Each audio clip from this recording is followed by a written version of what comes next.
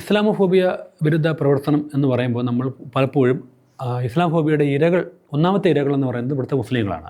സ്വാഭാവികമായും മുസ്ലിങ്ങൾക്ക് ഉള്ള ഒരു സോൾഡാരിറ്റി കൊടുത്തുകൊണ്ടാണ് നമ്മൾ ഇസ്ലാമോഫോബിയ വിരുദ്ധ പ്രവർത്തനം ചെയ്യുന്നത്. അല്ലെങ്കിൽ ആൻറ്റി ഇസ്ലാമോഫോബിയ ആക്ടിവിസം എന്ന് പറയുന്നത് it is a solidarity to the Muslims as അവർ ഇസ്ലാമോഫോബിയയുടെ ഒന്നാമത്തെ വിക്ടിംസ് ആയതുകൊണ്ടാണ്.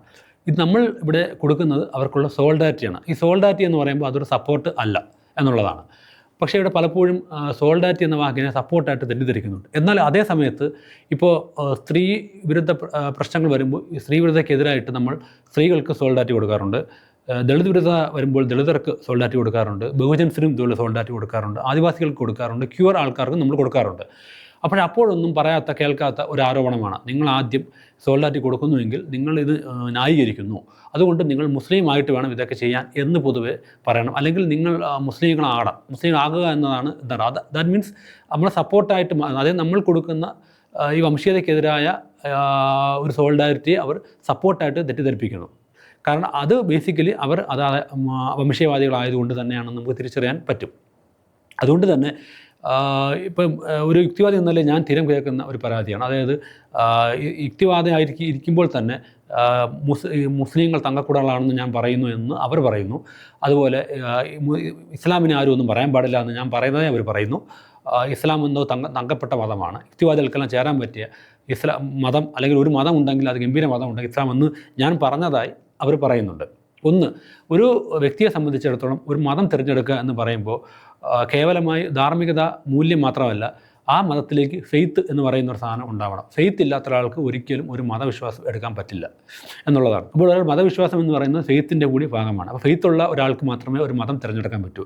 എന്നെ സംബന്ധിച്ചിടത്തോളം എനിക്ക് ഫെയ്ത്ത് ഇല്ല എന്ന് മാത്രമല്ല, എൻ്റെ ഒരു ജ്ഞാനബോധം അനുസരിച്ച് പിന്നെ എനിക്ക് ഫെയ്ത്ത് ഉണ്ടാകാനുള്ള സാധ്യതയും തീരെയില്ല. ആ നിലയ്ക്ക് തന്നെ എനിക്കൊരിക്കലും ഒരു മതം തിരഞ്ഞെടുക്കാൻ പറ്റില്ല എന്നുള്ളതാണ് എനിക്ക് ആ കൂട്ടത്തിൽ പറയാനുള്ളത്. അതുകൊണ്ട് തന്നെ ഇവിടുത്തെ യുക്തിവാദികളോടും വിമർശിക്കുന്ന മറ്റ് നവനാസ്തികളോടൊക്കെ പറയാനുള്ളത്, നിങ്ങൾ നിങ്ങളുടെ വംശീയതയും കൊണ്ട് നടക്കുക എന്നുള്ളതാണ്. നിങ്ങൾ ചെയ്യുന്നത് വംശീയതയാണ്, വെറുപ്പാണ് എന്നുള്ളതാണ്. അതുകൊണ്ട് തന്നെ സോൾഡാരിറ്റി ഡസൻറ്റ് മീൻ സപ്പോർട്ട്. അതുകൊണ്ട് തന്നെ ഞാൻ മുസ്ലിങ്ങളെ പുകഴ്ത്താറില്ല.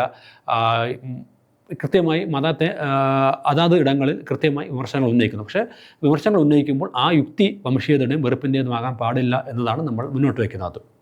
ഇതുപോലെ തിരിച്ച് എന്നോട് ചില മുസ്ലിങ്ങൾ ചോദിക്കുന്ന മറ്റൊരു ചോദ്യമുണ്ട്. ഇപ്പം ഇതിപ്പോൾ ഇങ്ങനെ ഒരു വശത്ത് വംശീയവാദികൾ ഇങ്ങനെ പറയുമ്പോൾ തന്നെ, അതായത് ഇത്രയും കൃത്യമായ അറിവുള്ള വംശീയതയെക്കുറിച്ച് അല്ലെങ്കിൽ ഇസ്ലാമോഫോബിയെക്കുറിച്ച് ഇതുള്ള നിങ്ങൾ എന്തുകൊണ്ട് ഇസ്ലാം മതം തിരഞ്ഞെടുക്കുന്നില്ല എന്നും ചില മുസ്ലിം സുഹൃത്തുക്കൾ എന്നോട് ചോദിക്കാറുണ്ട്. അവരുടെ മതത്തെക്കുറിച്ച് എന്തുകൊണ്ട് ഒരു വ്യക്തി ഇസ്ലാം മതം തിരഞ്ഞെടുക്കണമെന്ന് പറഞ്ഞുകൊണ്ട് എന്നോട് ഇസ്ലാമിനെ കുറിച്ചുള്ള കാര്യങ്ങൾ പറയാറുണ്ട്, സംവാദിക്കാറുണ്ട്. ഒരു ആധുനിക സമൂഹത്തിൽ അത്തരം സംവാദങ്ങളും ഇടകളിലൂടെ കടന്നു തന്നെയാണ് നമ്മൾ മുന്നോട്ട് പോകുന്നത്.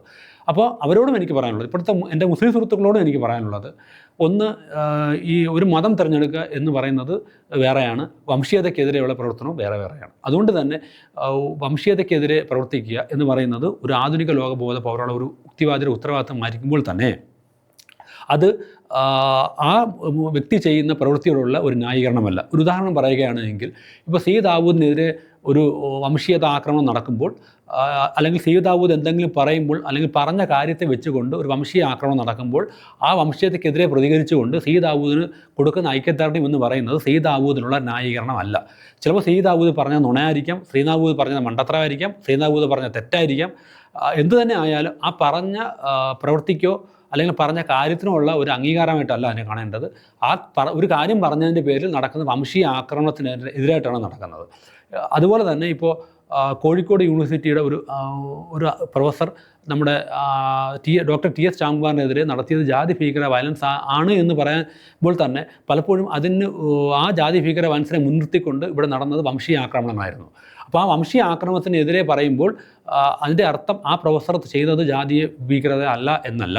അത് ആ ജാതി ഭീകരത വയലൻസ് ആയിരിക്കുമ്പോൾ തന്നെ ആ ജാതി ഭീകരത വയലൻസിനെ വിമർശിക്കുകയും അതിനെ ആ അധ്യാപകനെ അക്കൗണ്ടബിളാക്കി നിയമപരവും സാമൂഹ്യപരമായ നടപടി എടുക്കുമ്പോൾ പോലും അതിനെ പിൻപറ്റി അതിനെ ചേർത്ത് പിടിച്ചുകൊണ്ട് നടത്തുന്ന വംശീയ ആക്രമണങ്ങളെയും വംശീയ വാദങ്ങളെയും എതിർക്കേണ്ടതുണ്ട് എന്നുള്ളതാണ്. അതുകൊണ്ട് തന്നെ സോൾഡാരിറ്റി ഡസൻറ്റ് മീൻസ് സപ്പോർട്ട്. ഒരു കാര്യം കൂടി പറഞ്ഞ് ഞാൻ അവസാനിപ്പിക്കുന്നു. ഒരു യുക്തിവാദിയെ സംബന്ധിച്ചിടത്തോളം അറിവിൻ്റെ സോഴ്സ് സയൻസാണ് എന്നുള്ള അംഗീകരിക്കുകയും അതായത് ഒരു യുക്തിവാദിയെ സംബന്ധിച്ചിടത്തോളം ഈ പ്രപഞ്ചത്തെക്കുറിച്ച്, പ്രപഞ്ചോൽപത്തിയെക്കുറിച്ചും മനുഷ്യോൽപത്തിയെക്കുറിച്ചും വളരെ കൃത്യവും സുവ്യക്തവുമായിട്ടുള്ളൊരു നിലപാടുണ്ട്. അങ്ങനെ ഒരു യുക്തിവാദിയെ സംബന്ധിച്ചിടത്തോളം ഒരിക്കലും അവർക്കൊരു മതം തിരഞ്ഞെടുക്കാൻ പറ്റില്ല.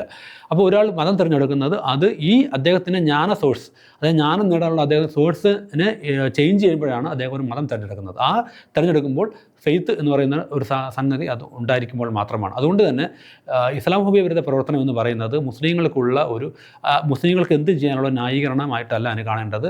മുസ്ലിങ്ങൾ ചെയ്യുന്ന പ്രവൃത്തിയെ ഒരു ഇൻഡിവിജ്വൽ ചെയ്യുന്ന ക്രിമിനൽ ആക്ട് ആയാലും എന്ത് തരം ആക്ട് ആയാലും അത് ഇൻഡിവിജ്വലിൻ്റേതാണ് എന്നുള്ള അക്കൗണ്ടബിൾ ആക്കുന്ന ഒരു പ്രവർത്തനം കൂടിയാണ് ഇസ്ലാമോഫോബിയ വിരുദ്ധ പ്രവർത്തനം എന്ന് പറഞ്ഞുകൊണ്ട് ഞാൻ അവസാനിപ്പിക്കുന്നു.